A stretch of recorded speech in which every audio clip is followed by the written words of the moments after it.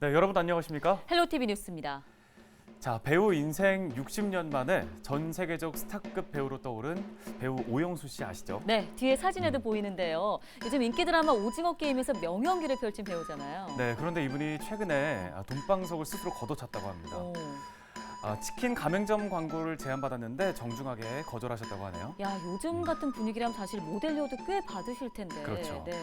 자신이 연기한 작품의 의미가 흐려질까 봐 안 하겠다고 했다는 게 그 네. 이유고요. 만약에 공익 광고라면 하겠다라고 답했다고 합니다. 야, 역시 대단한 명품 배우입니다. 자, 그렇게 돈의 유혹을 뿌리치고 사실 욕심을 버리기가 쉽지는 않았을 텐데요. 그렇죠. 저희가 요즘에 뉴스로 보도를 해드리지만 도시개발로 수천억씩 풍미를 챙기는 사람들이 많은 세상에 요즘에 울림을 주는 메시지입니다.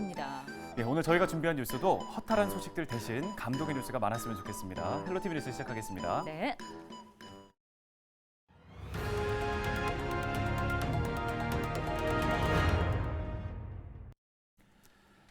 네, 먼저 오늘의 첫 소식입니다. 국가철도망 계획에도 언급됐지만 서울 지하철 5호선 김포 연장 문제는 여전히 안개 속입니다. 지자체 합의가 관건인 상황에서 서울시는 5호선 연장안에 대한 경제적 타당성을 낮게 보고 있는데요. 네, 5호선 유치를 기대했던 김포에서는 이대로 사업이 무산되는 것 아니냐는 우려가 커지고 있습니다. 이세진 기자가 현장 취재했습니다. 지난해 서울 지하철 5호선 연장 문제의 새로운 쟁점으로 떠올랐던 신정 방화 차량기지 통합 이전안. 타당성을 검토하는 서울시 용역이 진행되면서 그동안 지지부진했던 5호선 문제도 실마리를 찾을 것이라는 기대가 있었습니다. 하지만 현실은 달랐습니다. 최근 서울시가 서울시의회에 보고한 자료 일부입니다. 5호선 김포 연장과 관련해 신정 방화 통합 차량기지와 건폐장 이전 방안을 검토했으나 경제적 타당성은 확보하지 못했다는 내용입니다. 특히 뜨거운 감자였던 건폐장을 그대로 뒀을 때 사업성은 0.49에 불과하다는 내용도 적혀 있습니다. 앞서 김포시 자체 용역을 통해 얻은 0.78과 비교해도 한참 못 미치는 수준입니다. 낮은 사업성을 이유로 부천 대장지구를 차량기지 이전에 추가 대안으로 거론하기도 합니다. 사실상 키를 쥐고 있는 서울시 역시 용역에서 유의미한 결과를 찾지 못했다는 의미입니다. 반면 5호선 김포 연장안이 이대로 흐지부지 되는 것 아니냐는 김포 주민들의 우려는 갈수록 커지고 있습니다. 정부가 5호선 김포 연장안을 국가철도망 계획 추가 검토 사업에 올리면서 지자체 합의를 조건으로 내걸었지만 이렇다 할 진전이 없다는 겁니다. 5호선 같은 경우에는 서울시가 일절 말을 하지 않고 있습니다. 견적성이 나오지 않는다. 방법이 없다라고 이야기를 하고 있는데 만약에 2호선처럼 서울시가 뭔가 연장의 의지가 있다면 김포시나 인천시랑 협의하지 않고서도 진행을 했겠죠. 근데 지금 현재 상황에서는 그런 의지가 없다 보니까 아예 그냥 좀 5호선 연장에 대한 가능성은 많이 희박하지 않나. 이런 상황에서 김포시는 인천시와 협력해 올해 말부터 추가 용역에 들어갈 예정입니다. 사업성 높은 노선을 찾아 서울시와의 합의에도 활용하겠다는 보관입니다. 그러나 용역 결과가 나오려면 또다시 1년 이상의 시간이 필요합니다. 다른 전략이 필요하다는 지적이 나오는 이유입니다. 지하철 5호선이 당장 내일 개통이 돼도 전혀 문제가 이상할 게 없는 상황이 지금 김포의 교통 현실이라고 생각합니다. 그렇기 때문에 이런 부분들에 있어서 단순히 이제 우리가 용역 발주, 용역 결과를 기다리고 이런 어떤 소극적인 어떤 제가 봤을 때 소극적인 어떤 그런 행정이나 어떤 이런 접근으로서는 문제를 풀기가 저는 굉장히 어렵다. 그래서 좀 더 적극적으로 우리가 관련 지자체들과의 합의부터 일단 도출하고 실무적인 협의들은 우리가 별도 TF로 구성해서 하나하나씩 좀 각계격파식으로 좀 해결해 나가는 그런 과정들과 노력들이. 한편 지역 국회의원들은 서울시의 일방적인 용역 결과를 납득할 수 없다며 서울시가 5호선 문제에 대해 보다 전향적인 태도를 취해야 한다는 비판의 목소리도 내놨습니다. 그러나 가시적인 성과로 이어질 기미가 보이지 않으면서 시민들의 발휘되어야 할 교통 문제가 결국 선거용으로 전락하고 말 것이라는 시민들의 우려는 불식시키지 못하고 있습니다. 헬로티비 뉴스 이세진입니다. 네, 다음 소식입니다. 지하상과 관리 운영을 두고 인천시와 지하상가 상인들이 갈등을 빚고 있죠.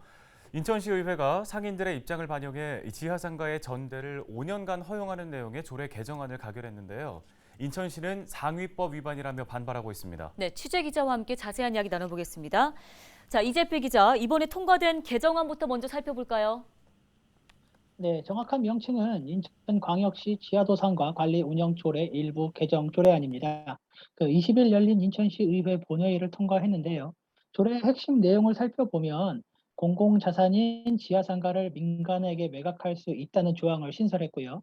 앞선 조례 개정으로 지하상가의 양도와 양수, 전대를 2020년 1월 31일부터 이제 2년간 유예했었는데 이번에 또 한 번 개정하면서 이를 5년간 그러니까 2025년 1월 31일까지 허용했습니다. 네, 그런데 이번에 이 개정안에 대해서 인천시 측에서는 상위법에 위배된다라고 반대 입장을 보이고 있는 거라고요?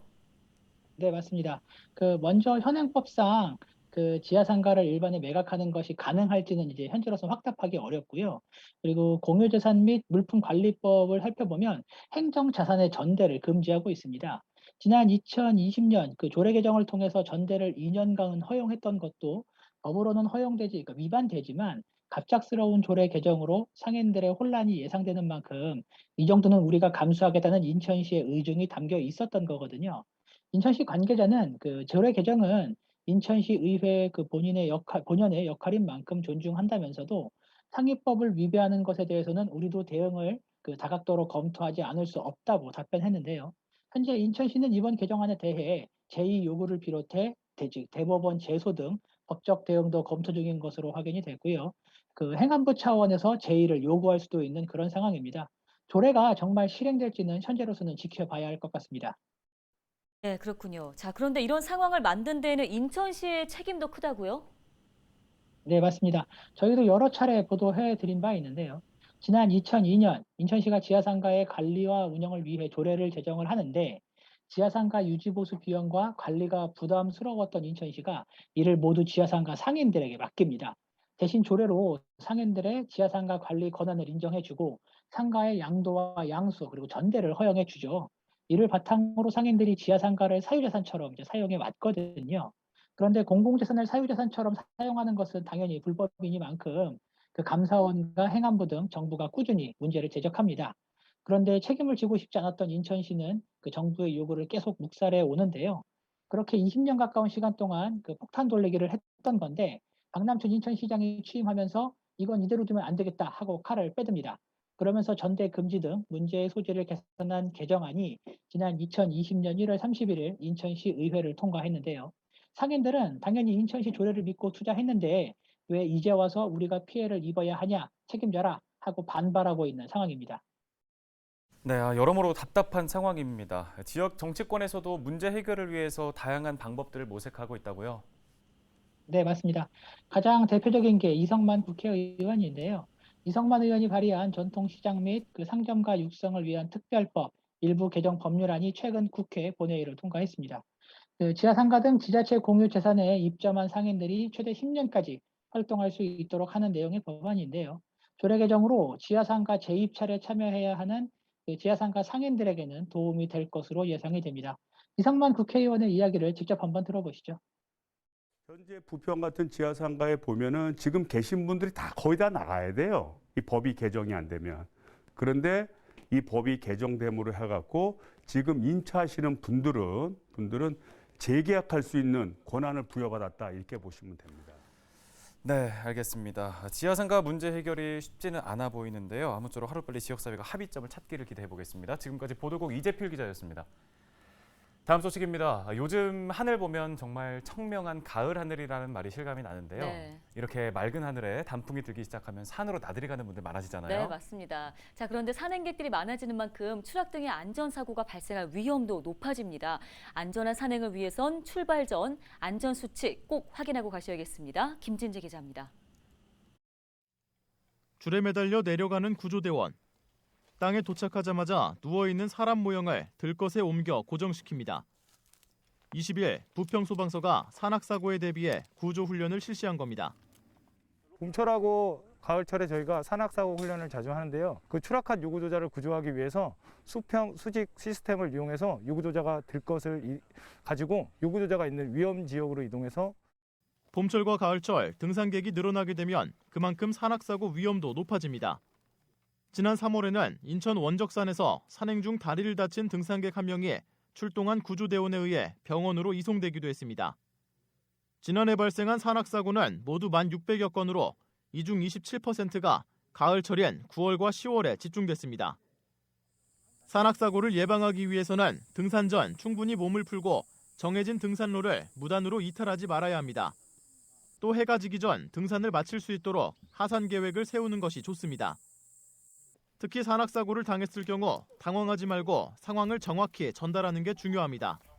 그 핸드폰에서 GPS를 켜시고 119에 신고해 주시면은 사고를 당하신 위치가 정확하게 저희에게 표시되기 때문에 어떻게 다치셨는지, 누가 다치셨는지, 몇 명이 다치셨는지를 저희에게 알려주시면은 저희가 그거에 맞게 사고에 대처하기 위한 장비를 구비해서 가을철을 맞아 산행에 나서는 사람들이 늘어나면서 구조대원들의 발걸음도 바빠지고 있습니다. 헬로티비 뉴스 김진재입니다. 네, 저 역시도 더 날씨 추워지기 전에 가을 단풍 보러 좀 산에 가고 싶다라는 생각이 들기는 하는데 네. 평소에 등산으로 단련되지 않은 몸이라서 혹시 갔다가 다리라도 풀리면 어쩔까 좀 걱정이 됩니다. 네, 저도 걱정되네요. 네. 자, 9월, 10월 2달 동안에만 3분의 1 정도의 잔악사고가 발생합니다. 초겨울 수준으로 갑자기 추워졌는데요. 자, 설이 내리고 땅이 얼기 시작하면 더 위험해질 수밖에 없겠죠. 안전수칙 꼭 확인해 두시고요. 자, 김남우 아나운서 네. 비롯해서 너무 무리한 산행은 하지 말아주셔야겠습니다. 네.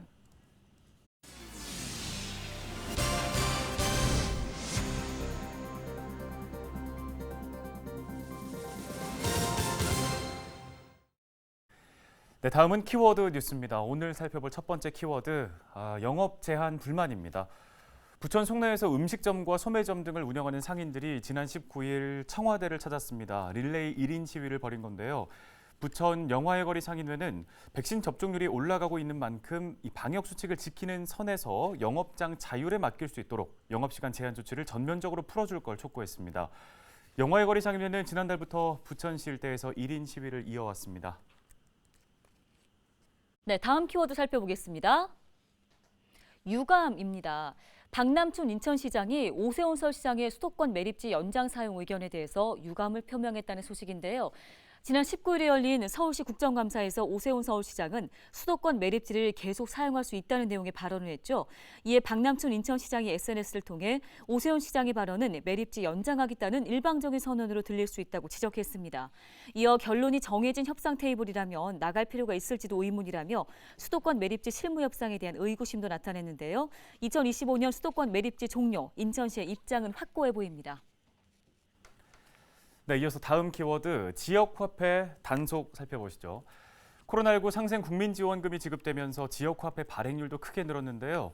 이유 없이 지역화폐를 받지 않거나 부정한 방법으로 지역화폐를 유통하면 행정처분의 대상이 될 수 있습니다. 김포시에서는 부정하게 지역화폐를 사용하는 사례를 단속하고 있습니다. 주요 적발 대상은 물품을 판매하지 않고 김포페이를 수취하거나 정당한 사유 없이 김포페이 결제를 거부하는 경우인데요. 본인이나 타인 명의로 된 다른 점포로 지역화폐를 받는 경우도 단속의 대상이 됩니다. 김포시는 지역화폐를 부정하게 유통하다 적발된 가맹점은 이 지역화폐를 사용할 수 없게 하거나 가맹점 등록을 취소할 예정입니다. 네, 다음 키워드 보시죠. 지산지소입니다. 지역에서 생산한 상품을 지역에서 소비하자는 내용의 줄임말인데요. 한국 GM노사가 지역 생산품을 소비하는 지산지소 운동에 동참하기로 했다는 소식입니다. 부평구는 최근 한국 GM노사와 간담회를 진행했는데요. 이 자리에서 차준택 부평구청장은 부평 지역의 전통시장을 적극적으로 이용하는 지산지소 운동에 동참해 줄 것을 한국 GM노사에게 제안했습니다. 이에 김성갑 한국 GM노조 지부장은 직원들에게 지역사랑 상품권 30만 원을 지급해 전통시장에서 사용할 수 있도록 권유하겠다고 답했는데요. 차준택 부평구청장도 인천 지역의 다른 기초단체도 한국 GM 차량을 구매할 수 있도록 군수구청장 협의회에 제안하겠다고 말했습니다.